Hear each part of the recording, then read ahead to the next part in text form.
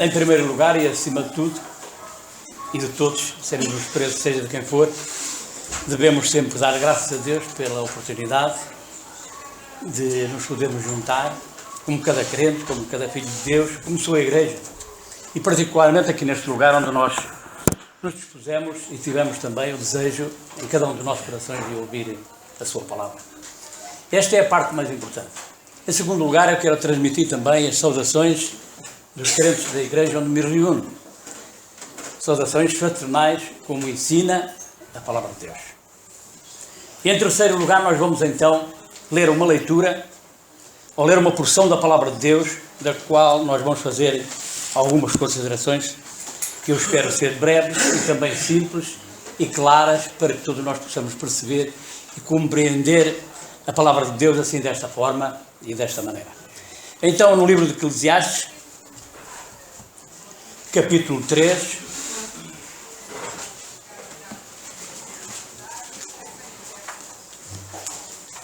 e vamos ler o primeiro versículo e o versículo número 15. Tudo tem o seu tempo determinado e há tempo para todo o propósito debaixo do céu. Versículo 15. O que é, já foi. E o que há de ser também, já foi. E Deus pede conta do que se passou. Vamos falar do tempo.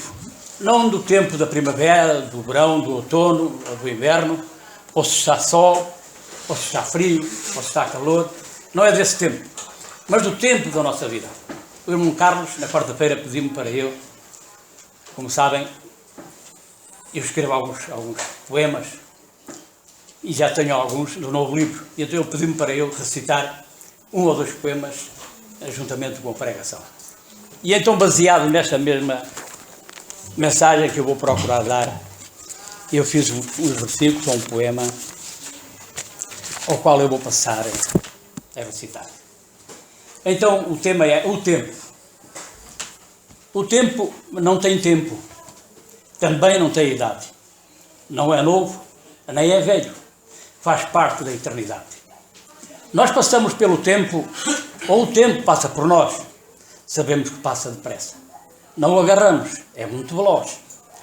Ousadia e tempo tenho para acerca de Deus escrever. O que escrevo é muito pouco para a Deus agradecer. Há tempo para tudo, só que é mal aproveitado. Não sabemos usar o tempo que nos é dado. O homem não tem tempo para de Deus se lembrar. Esquece que seu tempo termina quando a morte assim chegar. A ociosidade mata o tempo do mundo que há para fazer. Quem não trabalha não coma. É fácil de entender. Inventou-se o relógio para o tempo controlar. Passam os dias e os anos e o tempo sem acabar. O tempo também é juiz no tempo da nossa vida, nas escolhas que fazemos e oportunidades perdidas. A seu tempo, Deus fez tudo muito bem e o provou em seu amor no seu Filho eterno bem. Jesus Cristo, Senhor do tempo, que em sua vida se esgotou, parado no tempo da sua cruz, quando a morte ali passou. No fim, então, se me derem a oportunidade, iremos recitar outro poema, para assim procurarmos também desta forma louvarmos o nome do Senhor. Então, esta passagem das Escrituras fala acerca do tempo. Não vamos falar acerca de tudo aquilo que está dito para trás, ou para a frente, podemos assim dizer. Apenas ficarmos com estes dois versículos para fazermos algumas considerações. Quando acontece alguma coisa na nossa vida, particularmente aquilo que é mau, aquilo que nós não gostamos por natureza, quando acontece alguma desgraça, alguma fatalidade, alguma doença, quase todas as pessoas, sem exceção, isso certamente até os crentes também, sem se aperceberem, já pensaram nisso. Todos nós atribuímos todas essas desgraças, todas essas coisas, ao destino. Isto é, já tinha que acontecer. Já estava marcado, naquela hora, tudo isto tinha que acontecer. Mas será assim? Será assim se atentarmos bem para a palavra de Deus. O fatalismo é uma teoria falsa, podemos nós dizer, à luz das Escrituras. Nada na vida das pessoas, e particularmente também dos crentes, acontece por acaso. Há sempre uma causa. E se analisarmos com todo o cuidado, nós iremos descobrir em todas as circunstâncias da nossa vida, e muitas vezes até ao pormenor, que existiu sempre uma causa para que as coisas aconteçam. É aquilo que eu encontro, é aquilo que eu vejo na palavra de Deus. Fatalismo é uma teoria falsa, repito eu mais uma vez, que diz que a vida de todas as pessoas está predestinada a acontecer isto ou a acontecer aquilo. Quando acontecem coisas boas, quando acontecem coisas boas na nossa vida, nós não nos associamos ao destino. Só quando há desgraças, quando há problemas graves na nossa vida, é que nós então falamos do destino. Foi naquela hora, tinha que acontecer, já tinha que ser assim. Não é bem assim. Se assim fosse, podemos então nós dizer pela palavra de Deus, orar as demonstrações da palavra de Deus, os seus preceitos para o homem e também até particularmente para os crentes, em referência à nossa vida, não tinha sentido. Se tudo tinha que acontecer, então para que é que eu preciso da exortação da palavra de Deus? Para que é que eu preciso de orar? Não teria sentido. E nós vamos ver um pouco mais para a frente que isto realmente é verdade. Será que não existe causas para tudo, como já disse, para tudo que nos acontece, sem ser o destino ou o fatalismo das coisas? Ou somos nós os culpados para que essas coisas aconteçam? Se nós olharmos para nós mesmos, nós iremos ver, pelas circunstâncias da nossa vida, por aquilo que fazemos, por aquilo que dizemos, as coisas acontecem. Não é Deus. Só Deus é que pode, de facto, mudar o destino. O homem, nada está predestinado. O homem é que muda pela sua própria vontade. Porquê? Pela sua imperfeição. Agora, se dissermos, e com justiça e com verdade, Deus sabe. E Deus é que destina todas as coisas. Em tudo, na vida, é Deus que destina. Tudo. Não o homem. Por exemplo, vamos imaginar um acidente de automóvel. Nós vamos muito bem na nossa mão e vem um caminhão desgovernado e bateu. Nós íamos tão sossegadinhos, sem fazer nada. E dizemos assim, nós não temos culpa, porque é que aconteceu? Já tinha que ser. Não. Se calhar o homem do caminhão que veio contra nós ia a dormir. Se calhar ele não fez a manutenção devida no tempo certo em relação, e alguma peça partiu e deu origem a isso. Se calhar ele até pensa que é muito bom condutor e até facilitou. Se calhar até ia a telefonar e distraiu-se e aconteceu. É assim que acontecem as coisas. Que Deus sabe e que Deus permite, isso é outra coisa. Mas existem causas. Portanto, o destino somos nós muitas vezes que o fazemos. Nós muitas vezes não temos culpa e os outros também que são culpados. Esta é a verdade que nós podemos tirar da palavra de Deus. Nós podemos dizer, bem, mas eu não tive culpa. Tinha que ser. Mas se analisarmos, como já disse, todas as circunstâncias dão origem a que as coisas aconteçam. Se calhar até o excesso de velocidade. Se tudo isto faz parte do destino, então teríamos que, por outras palavras, acusar Deus. Nós teríamos que acusar Deus, porque é que Deus então não alterava, para assim dizer, esse destino. Se essas coisas acontecem, nós temos que acusar Deus porque Ele não alterou esse destino. Não mudou o curso da nossa vida nessa situação. Se formos a subir uma escada e caímos da escada abaixo, coisas que acontecem muitas vezes na nossa casa. O que é que aconteceu? Eu coloquei mal o pé na escada. Ou então a escada, o terreno é escorregadio.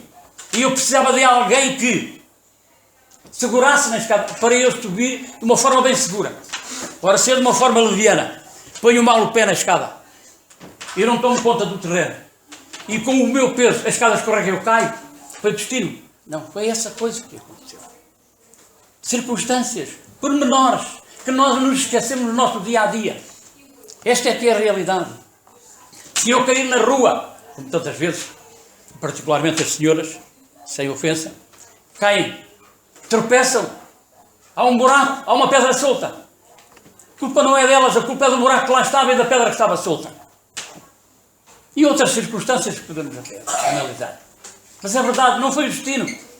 Isso aconteceu porque havia uma causa. Havia uma causa. Há sempre uma causa.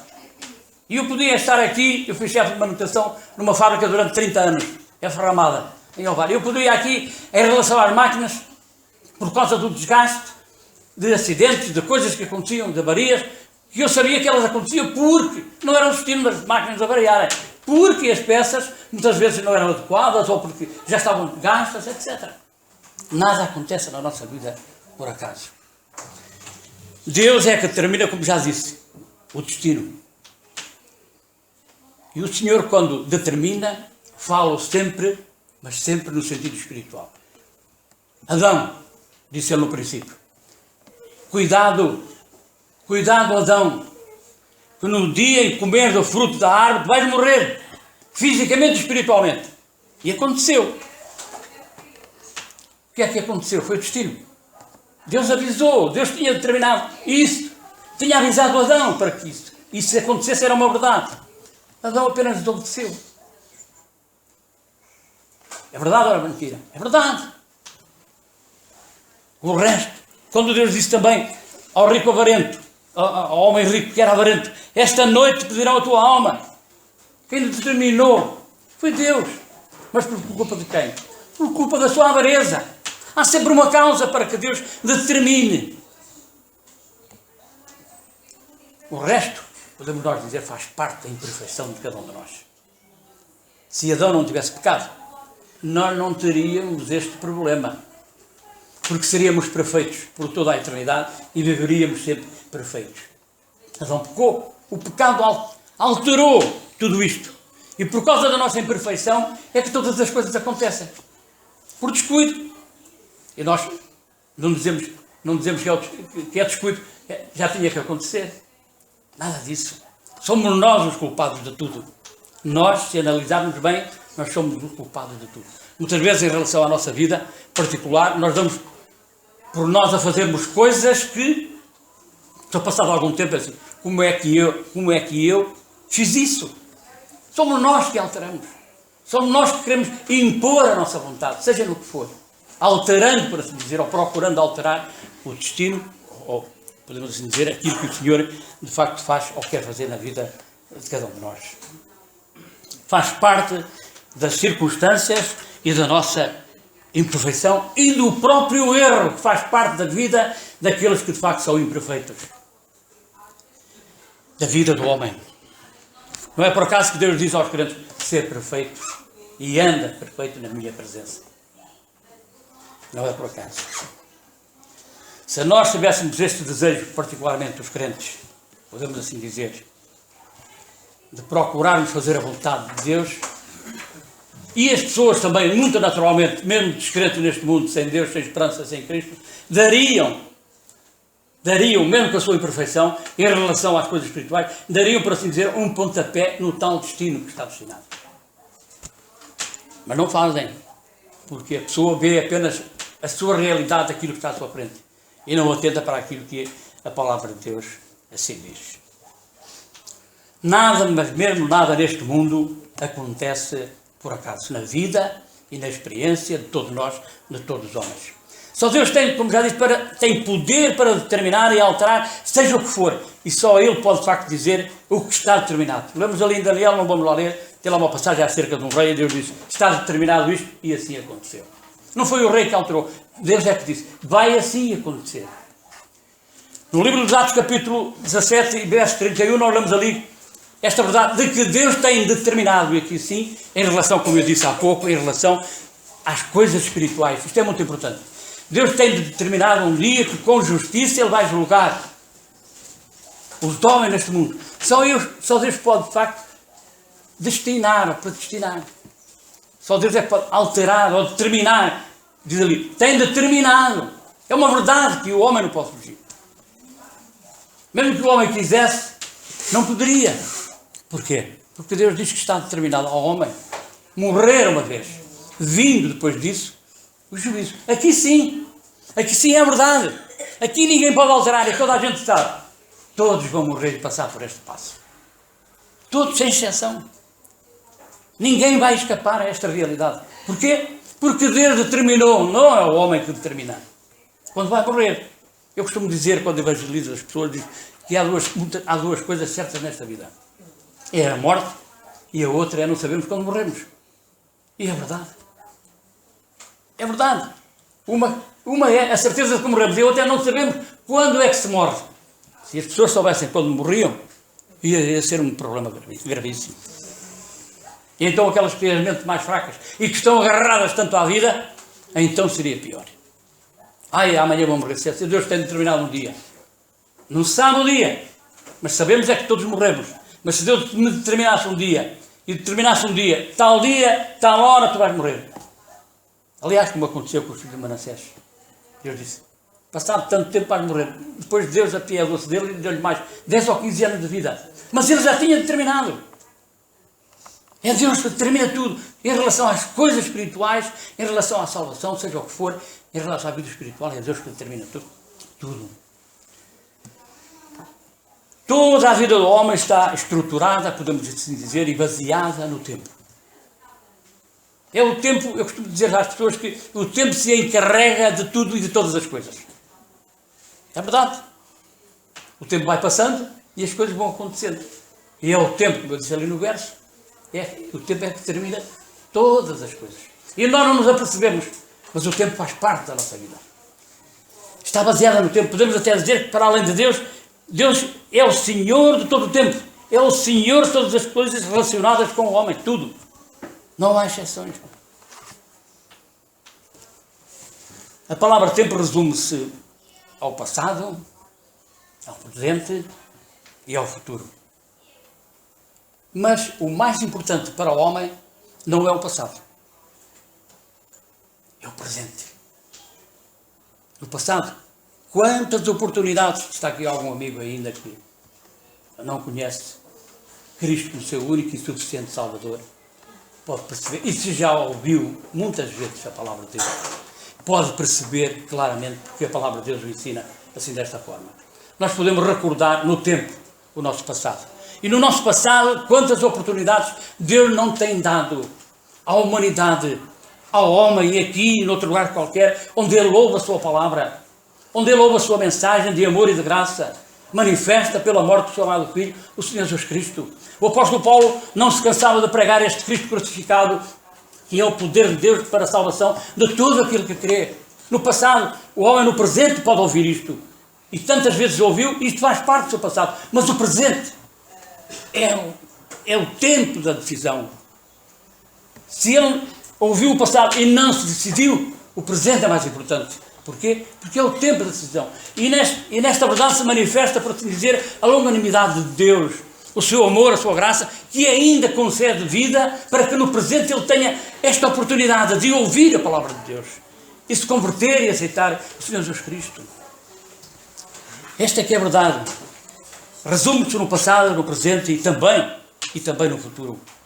Mas o tempo mais importante, como disse, é o presente. Podemos recordar até o passado com saudade. Quantos de nós, já não estou a falar dos mais novos, ainda são novos, já fui como eles também, mas lembram-me de tantas coisas e recordo a força e o vigor que eu tinha para fazer tantas coisas. E agora, recordo o passado, mas acabou a festa, acabou quase tudo. Posso recordar, mas não posso voltar atrás. Mas nas coisas espirituais isto é muito importante. Recordar o passado é lembrar quantas vezes Deus me falou da sua palavra e me mostrou o seu amor e a sua graça e eu não fiz caso algum. Isto é que é importante no passado. Podemos recordar o nosso passado, a nossa vida normal e natural e sentirmos saudades. Mas o mais importante, se isso é bom e nos causa uma certa nostalgia, podemos dizer, porque já não podemos recuar na vida e no tempo. Mas o mais importante que isso é aqueles que não conhecem a Deus recordar a oportunidade que Deus lhe deu e se reconciliar com Deus por meio da pessoa do Senhor Jesus Cristo. A força e o nosso vigor já se foram, e a saúde e outras experiências, umas boas, outras más, certamente todos nós não tivemos. Quantas oportunidades Deus, de facto, ao longo do tempo, tem dado ao homem e o homem tem rejeitado. Ainda hoje, ouvimos uma introdução ali pelo nosso irmão, de que Deus não rejeita. Deus, de facto, não rejeita ninguém. Mas o que é que faz o homem? O homem faz o contrário. Tem rejeitado. Nós vamos ver na experiência do próprio Senhor Jesus Cristo, não queremos que Ele reine sobre nós. O que é que eles disseram? Crucificam, crucificam. É ou não é rejeição? Deus não rejeita a sua criatura, particularmente o seu filho. Mas o homem rejeita a Deus. Se não rejeitasse a Deus, nós teríamos que alargar esta sala para 10 vezes mais. Esta é que é a verdade. E ele continua, podemos assim dizer, com a sua rejeição, e continua, podemos resistir. Continua a resistir. É a sua graça e o seu amor, como já disse, que tem conservado a vida do homem até hoje, no tempo presente. É o tempo que conta. É o tempo de que se vive. É o tempo da decisão. É o tempo em que nós estamos vivos e estamos lúcidos para podermos perceber a grande necessidade que temos de nos conciliarmos com Deus e gozar de perfeita paz, de perfeita segurança e certeza em relação à nossa vida eterna. Que certamente vai passar para o futuro, mas que é decidida no presente, neste tempo presente. Este é o tempo da graça, onde Deus está a oferecer ao homem o presente mais precioso. Não o presente do tempo, mas o presente como dádiva. O presente mais precioso, que é quem? A pessoa do Senhor Jesus Cristo. É o presente que Deus oferece neste tempo. A pessoa do Senhor Jesus Cristo, o seu Filho amado. Não é por acaso que Deus diz ao homem que hoje, se ouvires a sua voz, não endureçais os vossos corações. Vamos ler uma passagem muito conhecida de cada um de nós, da Palavra de Deus. Acerca deste exemplo que é muito claro e também muito simples, das Escrituras. Evangelho segundo São Lucas, capítulo 19 e versículo... Podemos ler a partir do versículo 5. E quando Jesus... São Lucas, capítulo 19, verso 5. E quando Jesus chegou àquele lugar, olhando para cima, viu e disse-lhe: Zaqueu, desce depressa, porque hoje me convém pousar em tua casa. E apressando-se, desceu e recebeu gostoso. Temos aqui a situação de um homem que se preocupou com a sua vida espiritual no tempo presente. E ele é uma das pessoas que, ouvindo falar de Jesus e da sua palavra, se preocupou com a sua vida espiritual. Quer dizer que a maior maioria da humanidade não se preocupa como Zaqueu se preocupou. Ouvindo falar. E lembro que ele até, porque era baixinho como eu, colocou-se num lugar bem alto para ver Jesus a passar. Eu quero dizer que Jesus Cristo está a passar aqui também. Por meio da sua palavra. Ele não está aqui a passar fisicamente, mas está a passar por meio da sua palavra. Por assim dizer, nesta igreja, neste lugar e também nesta terra. O que é que as pessoas têm que fazer? À semelhança de Zaqueu.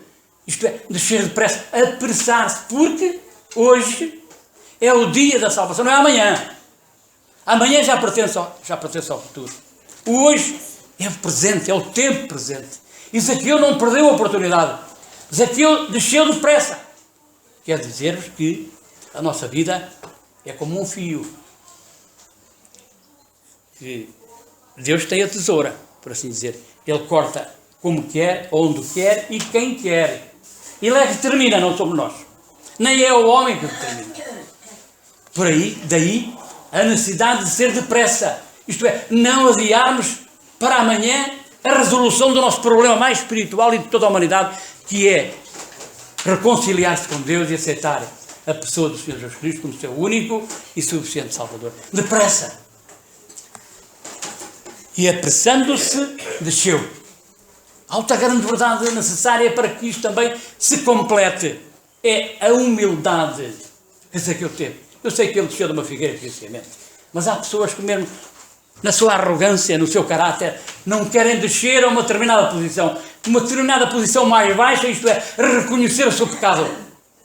Reconhecer aquilo que é aos olhos de Deus. Não querem fazer como aquele publicano que disse: oh, Deus, tem misericórdia de mim, que sou um miserável pecador. O que é que disse o outro? O outro disse: eu não sou como este. E a maioria da humanidade é assim. Não, eu não sou como este. Todos têm que descer, reconhecer aquilo que são. Deus diz: todos pecaram e destituídos estão da glória de Deus. Não há um justo, nem um sequer. Não há quem faça o bem. Esta é a grande necessidade. Depressa, porque o tempo se abrevia. De um momento para o outro, todos nós partimos. Ou muitos, ou um de cada vez. Ou novos, ou de meia idade, ou mais velhos. E depois?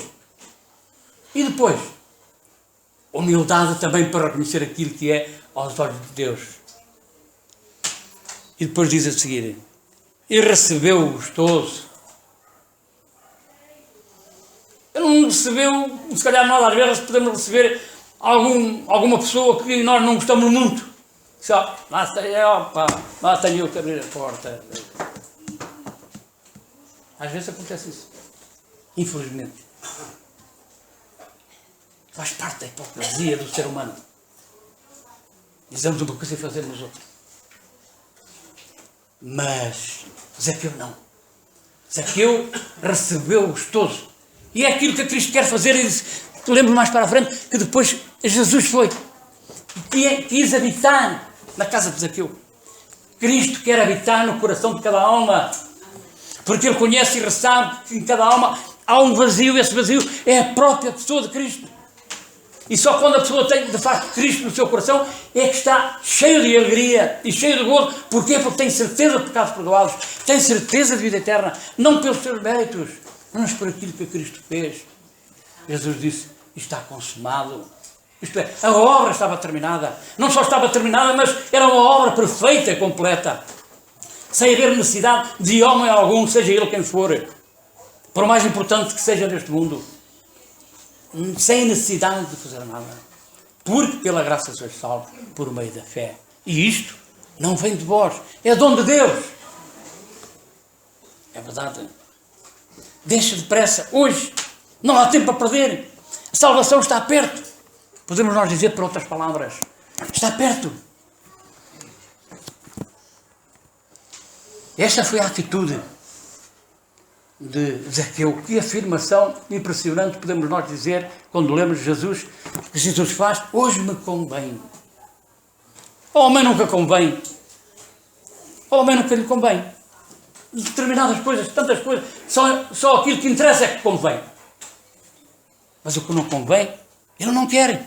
Mas em relação a Jesus, Jesus disse: hoje me convém. Lemos ali: hoje me convém.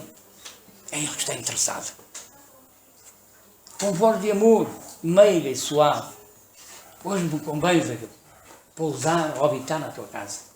Está a dizer que hoje convém que cada um abra o seu coração para Jesus entrar. Uma coisa é certa: Ele nunca forçou, nem vai forçar.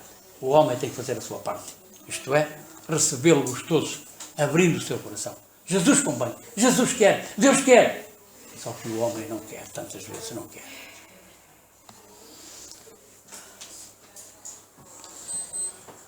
Em Lucas capítulo 2, versículo 7, nós vemos ali que não havia lugar. Quanto tempo tenho?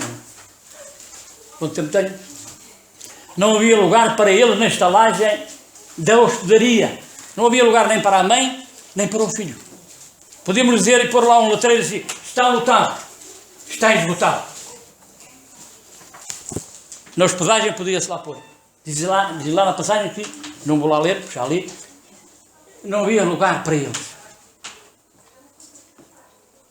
E nós poderíamos acrescentar e por lá um letreiro lotado, esgotado. É o letreiro que a maioria da humanidade tem no seu coração. Lotado e esgotado. lutado e esgotado, porquê? Porque tem lá outras coisas que preenchem esse lugar, que era o lugar que havia de ser para Cristo. Foi o que aconteceu. Não havia lugar para Jesus ali. Também não há um lugar para Jesus no coração de tantas e tantas pessoas neste mundo. E como já disse, muitas delas têm ouvido a sua palavra através do passado. E que ainda no presente não se decidiram. Mas que no dia vão experimentar o futuro. E sabem qual é o futuro? É a ira de Deus que sobre esses permanece. Cuidado. Cuidado com a nossa vida espiritual. Cuidado com a nossa situação espiritual. De um momento para o outro nós fechamos os olhos. E quando os fecharmos neste lugar, nós vamos abri-los noutro lugar. Será um lugar de bênção ou afastado de Deus eternamente. Cuidado. A palavra de Deus é muito solene a respeito disto. Não havia lugar para eles. Não há lugar para Jesus nos corações das pessoas e também nas suas vidas. O Criador dos céus e da terra, o Rei dos reis, o Senhor dos senhores, o dono das mansões, podemos dizer, celestiais, continua a ficar de fora, como ficou Jesus, ainda pequenino, lá na estalagem. Continua a ficar de fora. Fora de quê? Fora da vida das pessoas, de fora da habitação. Zaqueu foi mais responsável. Zaqueu foi mais inteligente. Zaqueu percebeu e compreendeu a sua e maior necessidade. Hoje me convém. E recebeu o gostoso. Hoje me convém. E recebeu o gostoso. O que podemos dizer do futuro? Como já dissemos ao Delé, ele não nos pertence a Deus. O amanhã é incerto. Ninguém tem a certeza de viver mais 5 minutos. De um momento para o outro poderia haver aqui uma catástrofe qualquer, um tremor de terra, abrir-se aqui umas brechas e a casa cair e nós todos ficarmos aqui. Literalmente. Acontece aí todos os dias quase. Se não é todos os dias, pouco mais, pouco menos. Ou de um momento para o outro, um ataque qualquer e ali ao sair da porta, acabou. O futuro também é importante. É por isso que a palavra de Deus reforça sempre esta verdade. Hoje, hoje, hoje. Não há amanhã. É hoje. Hoje. O amanhã é incerto. Aceita o homem ou não. Amanhã eu vou fazer isto. Deus diz, nunca deve dizer isso. Que amanhã vais fazer isto. Nunca deves dizer isso. Hoje, se Deus quiser. Hoje, se Deus quiser. Porque o amanhã não é nosso. É incerto. Quantas e quantas pessoas, milhões de pessoas, podemos dizer, que fizeram planos para os seus futuros? Quantos planos? Já estão enterrados. Não sei quantos, mas sei, pela experiência, que assim acontece. Na vida de todos nós. Pode o homem planear muitas coisas na sua vida. Até casar. E pode até nem chegar a casar. Se casar bem, graças a Deus. E ela também se casar bem, não é só ele. E ela se casar bem, graças a Deus. Mas pode não acontecer. E até pode viver em muitas das coisas que ele pensou e planeou se concretizar. Isso também é uma realidade. Mas cuidado, o próximo passo, o passo mais importante, decide tudo. Em relação às coisas de Deus. Não é se as coisas importantes seculares da nossa vida são importantes, mas o primeiro passo, ou o único passo, ou o passo certo, no tempo, é o passo que nós damos. E é a direção desse passo que vamos dar. Que há de ser sempre, ou devia ser sempre, da pessoa certa. A pessoa de Cristo. Porque é Ele que está sempre de braços abertos para receber, para assim dizer, como fez com Zaqueu, gostoso. Próximo passo decide tudo na vida de cada um de nós. O Senhor disse, louco, esta noite te pedirão a tua alma. E o que tens guardado para que será? Portanto, no futuro está a justiça de Deus. Sobre os homens sem Cristo neste mundo. Deus vai condenar o homem porque diz que vai condenar e foi Ele que determinou, como dissemos no princípio.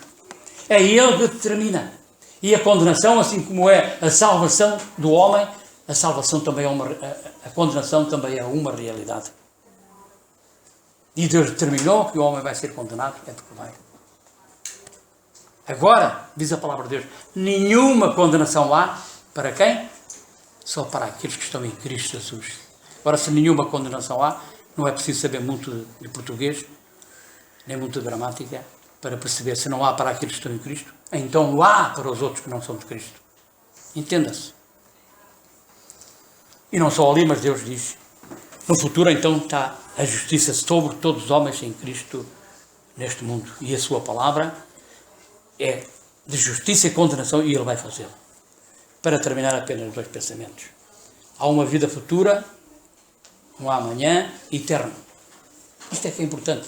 O amanhã não é o amanhã de nós vivermos mais um dia, mas é o amanhã que nunca para. Um amanhã eterno. Vida eterna. Para sempre. O amanhã eterno. Quem o pode dar? Apenas Deus. Apenas a pessoa de Cristo pode dar. Porquê? Porque Ele disse: aquele que crê em mim tem a vida eterna. Embora Ele tenha dito isto no outro tempo, mas a realidade é esta. Ele é a pessoa de Cristo. Ele é em si a vida eterna. Um amanhã eterno para se viver. Com quem? A escolha é nossa. A escolha é nossa. Junto de Deus ou separado de Deus. Para sempre. Recorda o passado, como disse. Decide-te no presente para viveres no futuro com Deus. 3 verdades no tempo. 3 verdades importantes, dos quais o homem deve atentar. Para a glória, acima de tudo, para a glória de Deus e também para a sua própria bênção. Decide-te aqui no presente. Então, como o meu Carlos me tinha dito, eu vou ler mais um poema que fiz. Não lhe toquei.